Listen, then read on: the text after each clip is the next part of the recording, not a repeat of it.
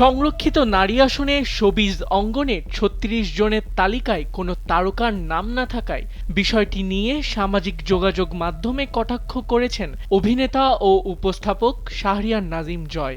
নিজের verified Facebook পেজে তিনি লেখেন, বিএনপি বুঝিয়ে দিল বন্যেরা বনে সুন্দর, শিশুরা মাতৃক্রোড়ে।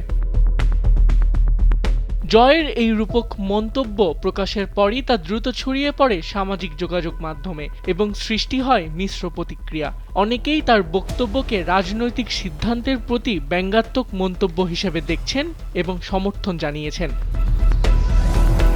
আবার কেউ কেউ মনে করছেন এই ধরনের মন্তব্যে শোবিজ অঙ্গনের শিল্পীদের প্রতি অবমূল্যায়নের ইঙ্গিত রয়েছে, ফলে বিষয়টি নিয়ে অনলাইন জুড়ে আলোচনা সমালোচনা অব্যাহত রয়েছে। আবিদ খান, সময়ের আলো।